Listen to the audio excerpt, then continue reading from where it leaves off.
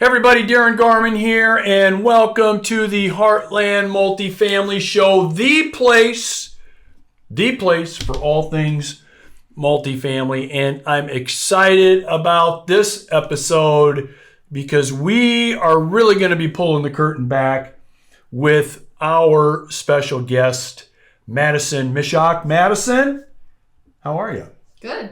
Thanks for having me. I am really looking forward to having a deep conversation with you, not only because we're in the multifamily business together, but what many people don't know, but they'll discover now, is that you are my daughter too. Mm-hmm. You're my daughter. So not only are you in the multifamily business working with me, you're my daughter too. So the perspective that you've got here on a few things I think can be pretty valuable to a lot of folks that are watching or listening, because we're going to cover a few bases that I think are going to be pretty insightful on this episode, and only you, I think, can provide some of that insight versus maybe having somebody else here. So I'm looking forward to picking your brain, Madison, on some of the things that we're going to cover. Now, before we get into the podcast and the content today, just a couple of quick things. Number one, if what we talk about here on the podcast resonates with you, make sure that you leave your comments below. We'd like to have some dialogue with you regarding that, so make sure you do that. And then secondly, click that subscribe button. Make sure you don't miss out on any future episodes of the Heartland Multifamily Show. And of course, make sure you get super fast access to past episodes. There's some pretty good content there with those episodes. Welcome to the Heartland Multifamily Show, the shorter, more profitable path to multifamily ownership and investing.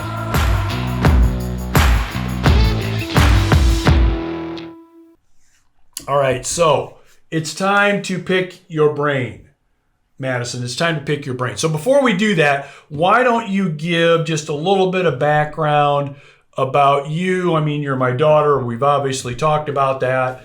Why don't you start with getting into the multifamily business with the old man, kind of how that started and how that evolved. Why don't you start there? Mm-hmm. Sure. So about a year after I graduated college, I came on with One Property Management as a leasing agent. Mm-hmm. I did that for about a year. I really enjoyed it. I moved out of town then for about a year. Mm-hmm. Didn't do anything, with management or multifamily. Then I returned home. And have been working with you ever since. So I started, as I said before, as a leasing agent. When I returned home, I was a leasing agent for a little bit, and then I became a property manager for about 3 years. Mm-hmm. I was a property manager at a HUD housing complex. Mm-hmm. And then after that, I became regional manager, just overseeing all the managers, and I've been in this position for a little over 2 years. I think. Let's back up, because let's go chronologically, just for the sake of folks watching and listening, in terms of how long are we talking about. So go back in years with what you talked about. You basically went from, we started you as a leasing agent with our management company, mm-hmm. and then you had some things going on that you moved and you were away for about a year. Mm-hmm. Then you came back and then started managing one of our apartment communities at the time. Did that for a while, and then you're basically in a position of being more of a regional manager of our stuff. Okay, so kind of go over chronologically, time-wise, how that was and kind of how that played out in terms of years. Was that 1 year ago, 5 years ago? How many years are we talking about here? Total that I've been doing it? Yeah, so how many years ago were you a leasing agent? Now probably 7 years ago. Okay, so let's say 7 years ago, we started you as a leasing agent. Mm-hmm. Okay, then you did that for about a year. Yeah. Then you moved away for about a year. Yeah. Then you came back and worked as a property manager for us at one of our HUD apartment communities, right? How long were you doing that? 3 years. 3 years. Almost 3 years. 3 years. And then you went from overseeing that community on your own to really being a regional manager. So if I do the math, help me out here, make sure my math is right. We started you as a leasing agent for 1 year. Then you came in as a manager of a HUD, 100-unit HUD apartment community for about 3 years. And then for another 2.5, 3 years, you've been a regional manager. Yep. Is that right? Okay. All right. So why do I go through the the methodical process of laying that out? Because one of the more important things I think that you've got to know and understand anytime, and I've said this on previous podcasts before, and in some interviews too. One of the things that you want to make sure that you don't do when you are bringing somebody into a business, especially if it's your own business, and they're either a relative or a friend, is you don't want to be putting them in a position of automatic authority and power like right away. Okay? So that's like a bad idea. So, so imagine if I would have brought you in and you would have been a regional manager over everything, over all of the other managers, all of our other, employees. I mean, it would have been a recipe for disaster, right? I mean, not only in terms of your inexperience, right, but also in terms of the morale and the culture of the company. People sitting back and wondering, well, wait a minute, I've been here for, 9 years, 12 years, 13 years. Madison just comes in, she moves to town and she's already way up here. She hasn't really done anything. She hasn't earned her, they call it in the military, earned your stripes. She hasn't earned her stripes yet. And here I am, I've earned my stripes. And so that's obviously, I think, a bad idea, but I see it happen all the time. I see business owners, especially with their kids, bring their kids in, and all of a sudden they're planting them right away in a significant position of authority, of control. And even though prior to that they may demonstrate, when you came in, Madison, you're obviously smart, you're motivated. You wasn't like you came in blindfolded. You knew some things that were going on. But to have you come in without having that prior experience too would have been a mistake, and I see that happen all the time. And so I want to make sure that we take a little bit of time to share that with our viewers and our listeners. That's a bad idea when you do it. It's not only not really fair to all of your other employees that you got, but I don't think it would be fair to you either, knowing what you know now. Yeah. Would you agree with that or no? Yeah, I definitely agree. I think it would have been very tough to be put in that position with no experience, especially, like you said, knowing what I know now. I wouldn't have felt like I brought much to the table right away. Yeah, and I think the problem that people like us have, and by us I mean, like business leaders, when we bring somebody in like you that we obviously know very well, we tend to think that they know what we know. So, we tend to think, well, they've been around us, they know what we do, how we do it, so they should pretty much kind of know, for the most part, what we know. And that's definitely not the case. Okay, so let's talk about that for a second, Madison. So you come in, we start you out as a leasing agent. All right, talk about what that was like a little bit. What was it like as a leasing agent? Talk a little bit about what were some of your responsibilities and kind of what was that like, understanding and learning multifamily and kind of what goes on a daily cares of operating a multifamily business. Can you talk about that a little bit? Yeah, I really enjoyed it. It was a lot different than I thought it was going to be. I think just because, you have an idea of what you think something's going to be and you get in it and you do it every day and it's a little bit different. I really enjoyed it. I basically just worked with prospects, obtaining prospects, then showing them units, The goal, of course, was to rent out that unit. One of my favorite things about that time period was kind of the competitive side that our company had. So we had several leasing agents at that time. And, we had a big whiteboard. You remember that? And we, our as leasing agents, our goal was to, of course, sign as many leases as we possibly could. And when you got a deposit on a unit, you put your name next to that unit on the whiteboard, and whoever had that many deposits each month, was the winner. And I just remember it being a fun, competitive time. But of course, I learned a lot with residents, how to interact with them, the rapport you should have with them. I feel like I learned so much in that short period of time, just kind of being thrown in. And, it was one of my first jobs out of college. So that's an experience in itself. Yeah. But I think that first year I learned a lot, especially just working so closely with prospects and residents, which I don't do as much anymore now, but.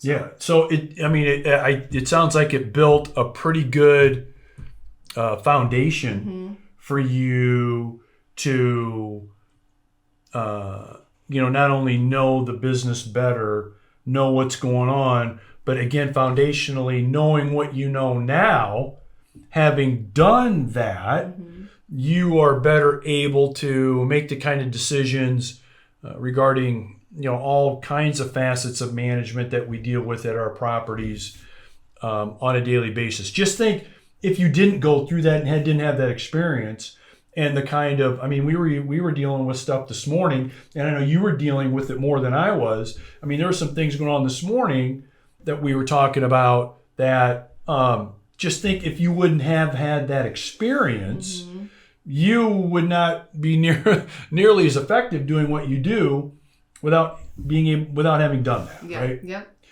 Okay, so you were leasing agent for a while, you're running around, you're doing all these kinds of things, trying to lease apartments all over the place and talking to prospects, qualifying prospects, selling units, getting people into units, in doing all of that. Then you come back, you leave for about a year, so you had to move. You come back, and a year later, now you're managing your own apartment community. Okay. So now you're juggling a whole bunch of balls up in the air, right? Doing that. So talk a little bit about now managing your own 100 unit apartment community. Talk a little bit about that. Oh boy. As some of you, quite a change from being a leasing. Okay, so talk about that. Talk about that a little bit. And I think specifically because of the type of property it is, I worked at a HUD housing complex. All right, let me interrupt you for a second because some people might not know what that is. So, with a HUD project-based property, what that means is, and interject anytime here. All of the residents that live there are on some kind of assistance, some kind of housing assistance. All 100 residents are receiving some kind of housing assistance. As a matter of fact, we can't accept residents there that are not on any kind of assistance, more than likely. Am I right about that? Yeah, besides once they move in, they're able to qualify. But so you're either, to live there, you're on some kind of assistance, and that's ongoing with every resident of the 100 unit apartment community. So you've got all of that going on. Okay, so Matt, go ahead, talk about that. So to be honest, I think that this was the perfect property for me to go into originally because I think I learned so much. The type of property it is, the residents that were there where I worked, it was 85% African, so a lot of them didn't speak English. So not only are you dealing with language barriers, you're dealing with low income, you're dealing with the police, you're dealing with so many different aspects. And this is all, of course, on top of the leasing, duties that I had previously to try and rent apartments, get deposits on apartments. It works a little different in HUD, but same idea. And so I think at this point, you're really making those big decisions and you're making the decisions for the property in kind of every aspect.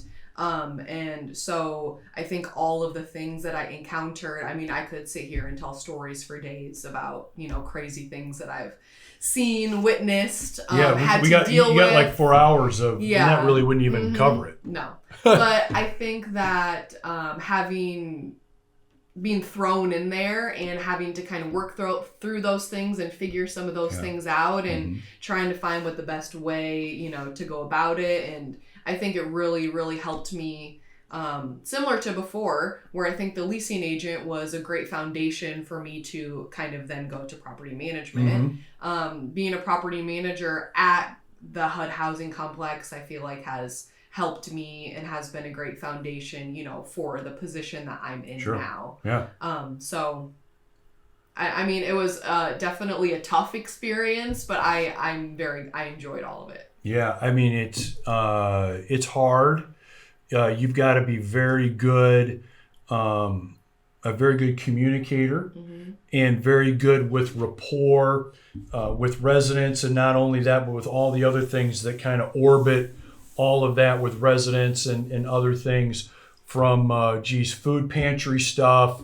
You mentioned law enforcement's there from time to time dealing with things, and all kinds of maintenance requests and work orders, and you got the language barriers, and you got all paperwork.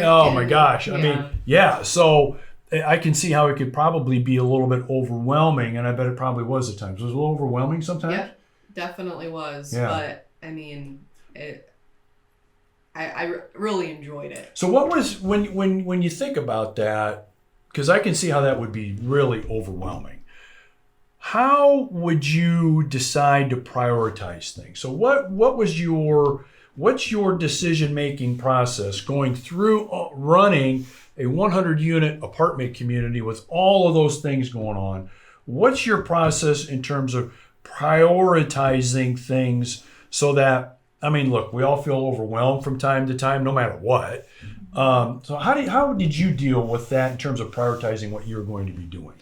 Well, I think there was I kind of looked at it in two separate ways. So deadlines for HUD, of course, are one thing. Yep. So any deadlines that I had to meet with paperwork was of high importance. And then I kind of also, then the management side of it, I kind of looked at it from the HUD side of the paperwork and the management side. The management side, how I prioritized it was, of course, if anything urgent were to take place, such as police or anything of that, of course, that was, my number one attention to help resolve any issue that was going on there.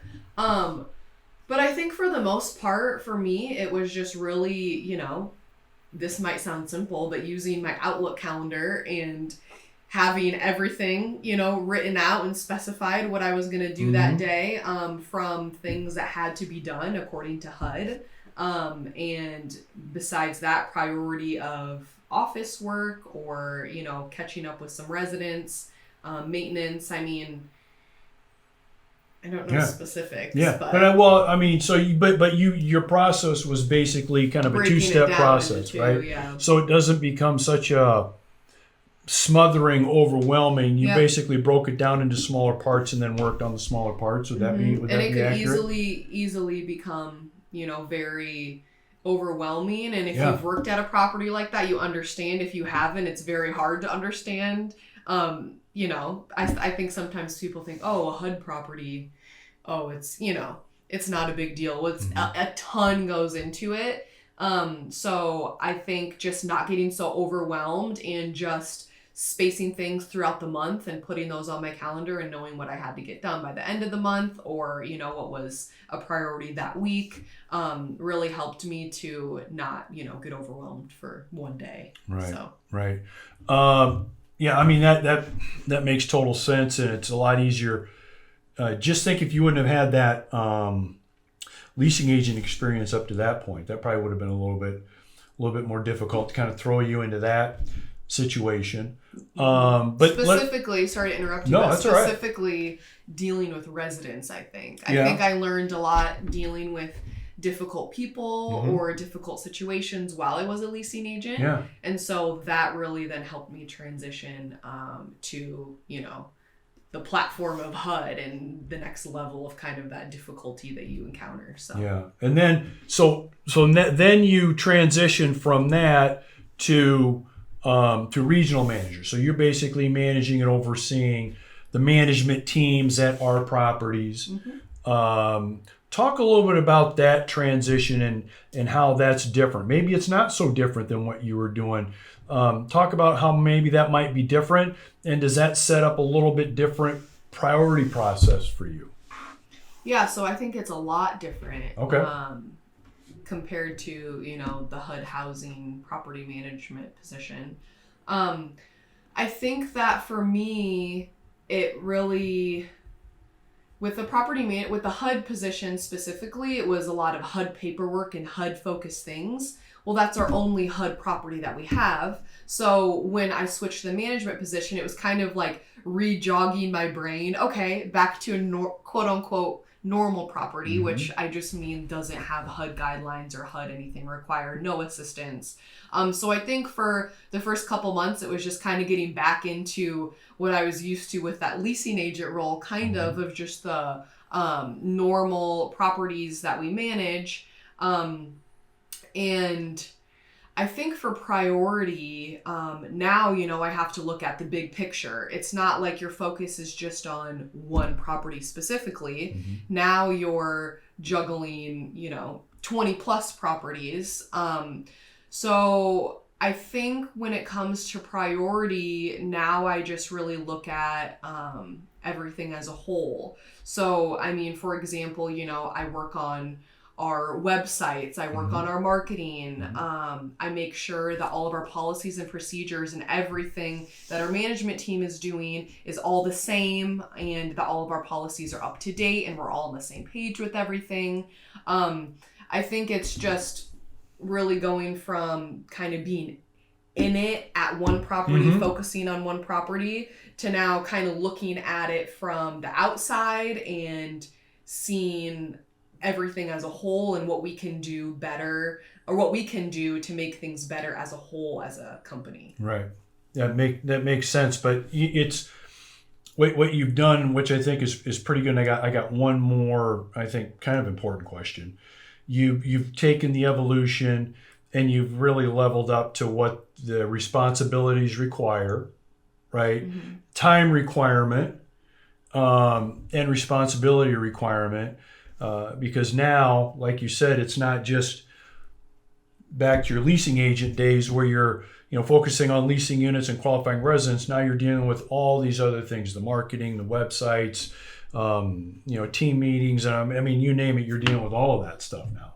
Yeah. So continuing to go through that, which brings me to this question for you. So the question is, a lot of multifamily owners, operators, they tend to focus on transactions, which is actually good because you want to be focusing on transactions. I'm talking about buying transactions or selling transactions, okay?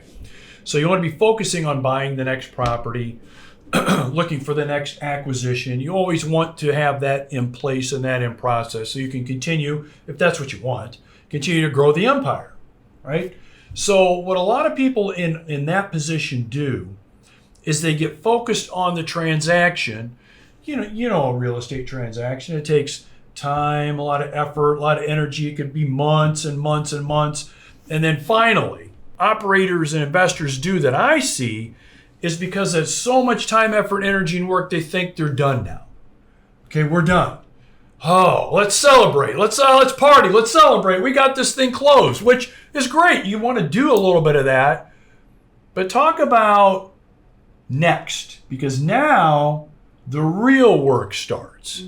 Now the real work starts. All right, we're going to take a quick break. I hope you're enjoying this episode. I'm going to be having a free webinar coming up, the link's below, on how to correctly and with low risk invest your IRA or 401k in really good multifamily properties. A majority of our investors do this. I do this personally. It's not illegal. make sure you click the link below. We'd love to have you. All right, Mads, let me kind of ask like a last question of you. That, by the way, this has been really good, so thanks. But a lot of times, so here's my question. Let me. It's going to be kind of long, but here it comes. A lot of times, owners like me, investors like me, especially when we're focused on growing the empire, we want to keep making acquisitions and buying stuff. A lot of times we focus on buying and then we're done. So in other words, sometimes when you work on that next acquisition, months, sometimes maybe even over a year, you're working on an acquisition, boom, you're finally done. You've purchased that property. Now a lot of folks in our shoes, oh, it's over with. Whew. Let's party. Let's celebrate. We're done. We bought it. We're done. Well, you're really only just beginning, because now all of the success that you think you're going to have or that you're projecting you're going to have with that property is going to be based on what, Madison? What do you think? Qualified residents. And what kind of work to the property in terms of management? Management, right? Yeah. Management. It's going to be based on how well are you going to manage the property. Because if you manage the property in a poor way, you're going to get poor results and the value is going to go down. But if you manage it great, the value is going to go up. So talk about maybe the top 2 or 3 things that you do as a regional manager to make sure that your managers on site are working on doing to make sure that the property is going to continue to do well. Because if you get that management part screwed up, it can be a really, really big problem. So talk about what you do, maybe 2 or 3 things that you talk to your managers about doing to make sure that the properties operate as good and as profitably and increase in value as much as possible. So I know I mentioned qualified residents in the beginning or a little bit ago, but I think that is one of the most important things. And what I mean by that is getting someone to rent one of your units that is not qualified, whether that's with their criminal background, their credit score, their eviction history or their history in general of non-payments, those type of things. If you allow residents like that into your properties, then you basically are spending that time, effort, and energy getting rent from them, maybe getting, right? Giving lease violations due to their criminal history or their criminal background. Their friends are over hanging out, they're bothering the other residents. At that point, it truly becomes a babysitting job. And so I think that's our number one thing one of our number one things that we really harp on and the importance of is getting qualified residents into our properties. Because once you have someone that's a great resident, it's a little bit hands off. And what I mean by that is they're going to most likely leave the unit in good condition, right? They're not really going to have that many work orders. So your maintenance aren't spending all of their time, going into their units. Disturbances aren't going to happen. It's almost like a snowball effect. Once you get someone in there that isn't qualified, now you're wasting your time, energy, and resources on them. So that's a very important thing that we make sure that is. Let me interrupt you there because it's really important. So, what I think you find based on what you tell me is, you are pretty much what your track record and history are. So in other words, if you're someone that is continually causing trouble with the law, police, if you are someone that continually pays late, if you're someone that's evicted consistently, if you're someone that continues to have issues and problems, if that's what your results are for years, that's probably what's going to happen. If you lease an apartment to that person, it's just going to continue. So rather than just putting somebody into an apartment just to say it's occupied, you're saying, look, if you want to be smart about this, you've got to make sure that you qualify your residents so their track record isn't such that once they're going to rent an apartment from you, you're not going to have to spend all of that time, staff, energy, money, etc. on them. There's never a guarantee, of course. Someone could qualify and we still have issues, of course. So you got qualified residents. We want to get qualified folks living in our rental units. What are maybe one or two other things that you think are important to make sure that the property is continuing to operate as profitably and as effectively as possible? Well, I think something that more recently we've really focused on is having the managers be aware and in tune of the numbers. Okay, knowing your numbers. Yep. Awesome. And what we mean by that is, the managers knowing all of the information in the budgets, what that consists of, what they should be spending each month on floor covering, painting, turning units, office supplies, all those factors. I think that is very, very important for managers and maintenance. Anyone that's really, of course, managers more, but maintenance needs to be aware of it also. Knowing or having an idea of, where we should be at budget-wise is very important. And I think we've learned over the years where we maybe didn't go over that as in detailed with the managers. And we're surprised, how many of them don't know some of the things that we thought they did. You think they would know, but I got it. I think that that has been very helpful for us, is just having everyone in touch with the numbers and having an idea of, what to do with that. I think that's huge. I think that out of what we've talked about in regards to importance, you've hit upon the two most important things. Yeah, we can talk about maintenance and making sure the property's in good condition and well maintained and all those things and amenities and all that, and all that's important. But where I think the rubber meets the road is the two things that you mentioned. Number one is you've got to have residents there occupying and renting your apartments that are going to be good residents. They're going to be good residents. And that's not, I don't think we're asking for too much. We want good residents. That's number one. But number two is once you've got that locked in, you've got to know your numbers. Because if you have good residents, but you don't know your numbers, you're not able to manage it all effectively. And you are, just by extension, not being responsible in terms of operating a business if you don't really know your numbers. And really, that's what you expect out of your managers, right? Mm-hmm. Yeah.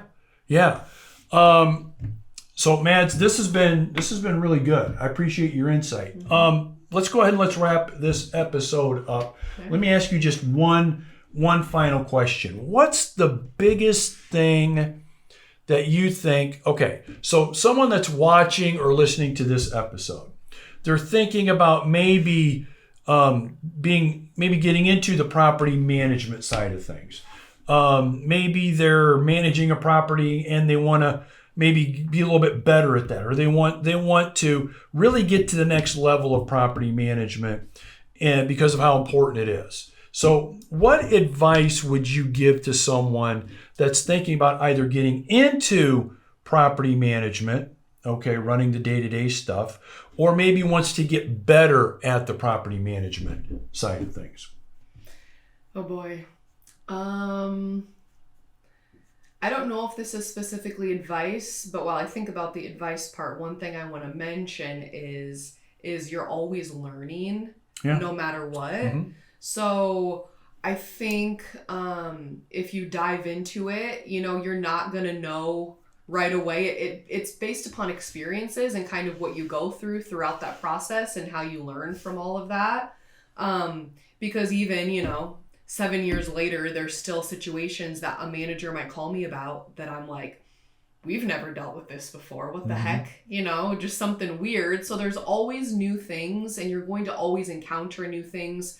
And I think that is why I also enjoy it, because it's not necessarily like a cookie cutter, job. Yep, got it. It's definitely every day is going to be completely different. Yep. And you're not necessarily going to know exactly what to do until you go kind of through that experience. And then you can say, okay, was that the right choice to make or was that the wrong choice to make? Because you'll know after if it's the right choice or the wrong choice, and then it's going to happen again. So then kind of just learning that way of kind of going through an experience, you know, figuring out what you could have done better, what you could have not done again, and then taking that and moving forward, I really think is just the best piece of advice, because it's just new things kind of come up and happen every day in this field. So yeah, I think that's great advice. I mean, you'll always be learning and always be open to you know, taking advantage of those opportunities when they come up to learn,